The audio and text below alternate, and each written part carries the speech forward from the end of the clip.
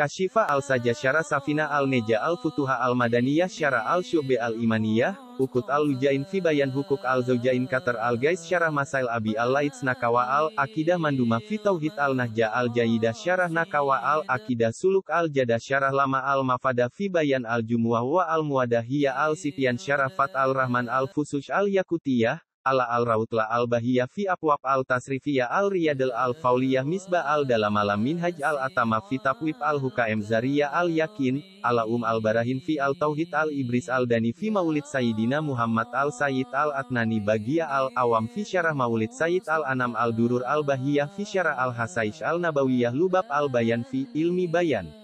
Karya tafsirnya, Al-Munir, sangat monumental, bahkan ada yang mengatakan lebih baik dari tafsir Al-Jalalain, karya Imam Jalaluddin As-Suyuti dan Imam Jalaluddin Al-Mahali yang sangat terkenal.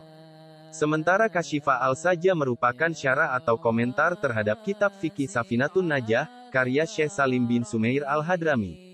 Karya-karya dia di bidang ilmu akidah misalnya adalah Tijan Ad-Dareri, Nur al-Dalam, Fat al-Majid. Sementara dalam bidang ilmu hadits misalnya Tanqi al-Qaul. Karya-karya dia di bidang ilmu fikih yakni Sulam al-Munajah, Nihaya al-Zain, Kashifa al-Sajah, dan yang sangat terkenal di kalangan para santri pesantren di Jawa yaitu Syarah, Ukut al-Lujain fi Bayan Hukuk al-Zawjain. Adapun Qomiyyu al-Tughyan, Nasaih al-Ibad dan Minhaj al-Ragibi merupakan karya tasawuf. Di antara karomah beliau, telunjuk bersinar dan dapat menjadi lampu penerang pada suatu waktu di sebuah perjalanan dalam syukduf rumah-rumahan di punggung unta. Syekh Nawawi pernah mengarang kitab dengan menggunakan telunjuknya sebagai lampu. Hal tersebut terjadi karena tidak ada cahaya dalam syukduf yang ia tumpangi, sementara aspirasi untuk menulis kitab tengah kencang mengisi kepalanya. Syekh Nawawi kemudian berdoa kepada Allah agar telunjuk kirinya dapat menjadi lampu, menerangi jari kanan yang akan digunakannya untuk menulis. Kitab yang kemudian lahir dengan nama Maraki al-Ubudiyah Syarah Matan Bidayah al-Hidayah itu harus dibayarnya dengan cacat pada jari telunjuk kiri, karena cahaya yang diberikan Allah pada telunjuk kirinya itu membawa bekas yang tidak hilang.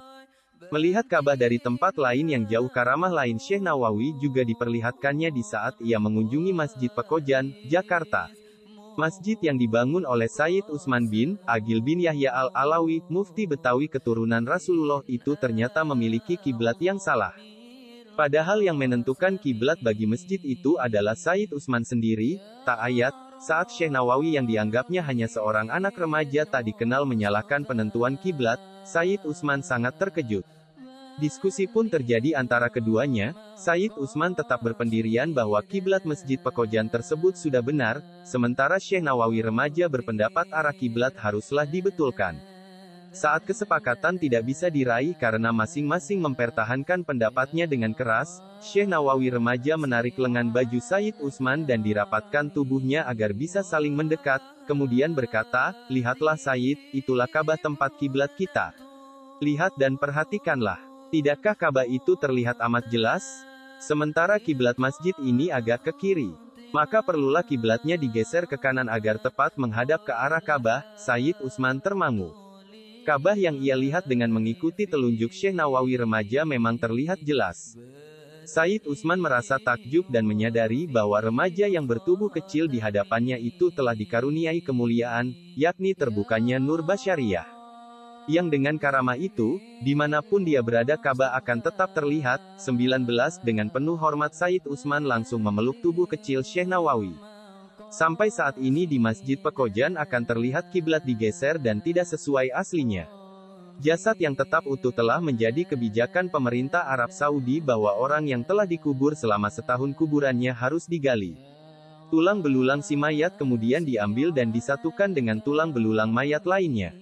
Selanjutnya semua tulang itu dikuburkan di tempat lain di luar kota dan lubang kubur yang dibongkar dibiarkan tetap terbuka hingga datang jenazah berikutnya terus silih berganti. Kebijakan tersebut dijalankan tanpa pandang bulu hingga menimpa pula pada makam Syekh Nawawi. Setelah kuburnya genap berusia 1 tahun, datanglah petugas dari pemerintah kota untuk menggali kuburnya.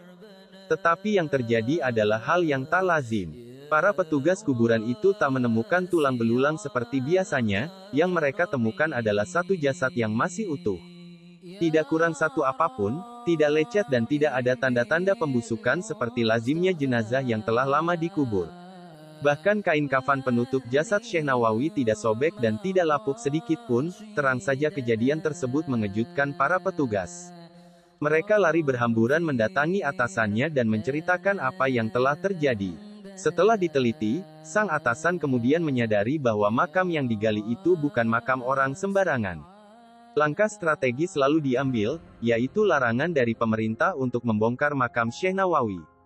Jasadnya lalu dikuburkan kembali seperti sedia kala, dan hingga sekarang makam Syekh Nawawi tetap berada di Mala, Mekah.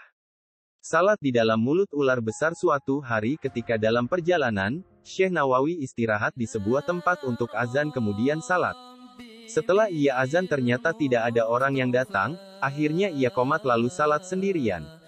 Usai salat Syekh Nawawi kembali melanjutkan perjalanan, tapi ketika menengok ke belakang, ternyata ada seekor ular raksasa dan mulutnya sedang menganga.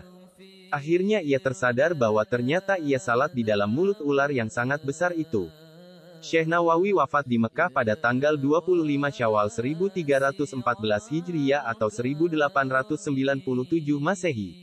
Makamnya terletak di Janatul Mu'alla, Mekah. Makam dia bersebelahan dengan makam anak perempuan dari Sayyidina Abu Bakar As-Siddiq, Asma binti Abu Bakar Al-Siddiq. Meski wafat di Jazirah Arab, namun hingga kini setiap tahunnya selalu diadakan hail atau peringatan wafatnya Syekh Nawawi Al-Bantani di tanah air, tepatnya di Pondok Pesantren An-Nawawi Tanara di Tanara, Serang, asuhan KH Ma'ruf Amin. Hail Syekh Nawawi selalu ramai dihadiri para santri Nusantara, bahkan mancanegara.